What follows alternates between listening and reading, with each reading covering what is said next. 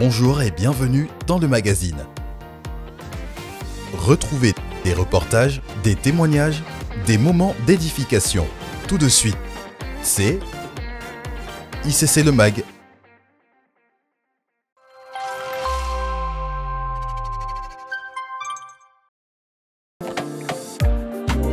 « 2024 est l'année de la moisson abondante. Et cela concerne aussi les âmes du Seigneur.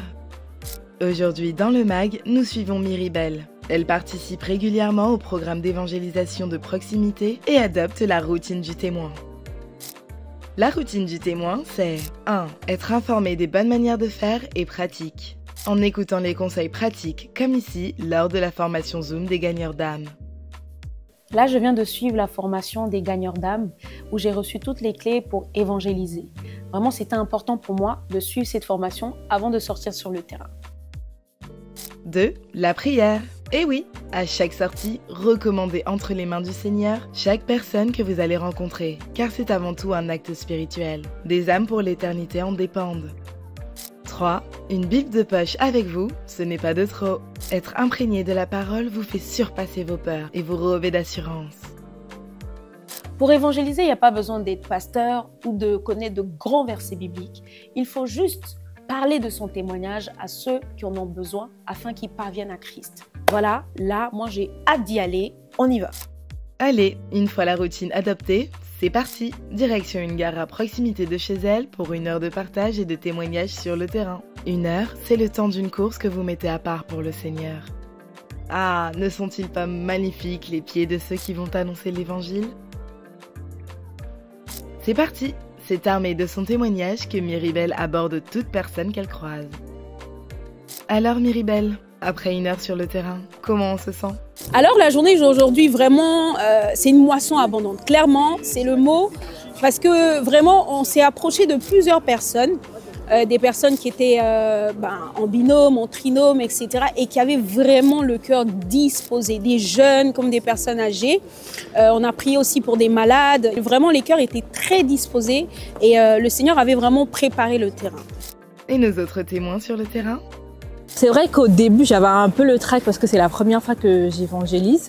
Mais au travers des temps qu'on a eu de prière, le Seigneur m'a vraiment mis à cœur d'aller. Le Seigneur m'a vraiment rempli de courage, de force pour justement aller et parler aux personnes ici aujourd'hui. Wow, gloire à Dieu, je bénis le Seigneur, vraiment excellente journée. Donc, on a reçu le mandat de Dieu, Dieu nous a dit allez, on a obéi, donc on est sorti.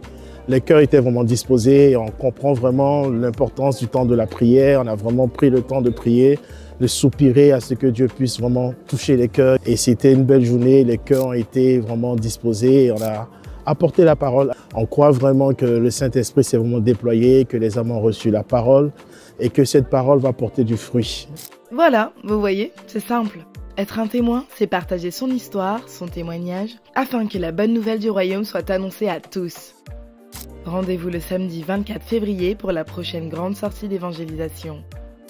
Vous souhaitez participer aux sorties hebdomadaires d'évangélisation et aux grandes sorties mensuelles? Alors scannez le QR code afin de recevoir toutes les informations sur ces différents moments d'évangélisation.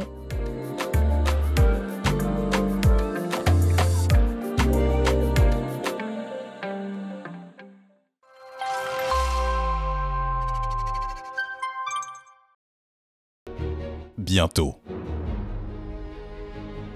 L'événement incontournable dans la francophonie.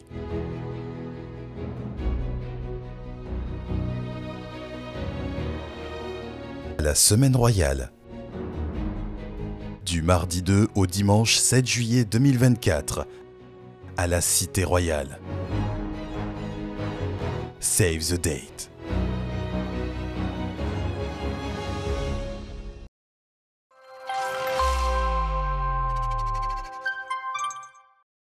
Voilà, c'est tout pour cette semaine. Nous vous donnons rendez-vous la semaine prochaine et nous vous souhaitons un excellent culte.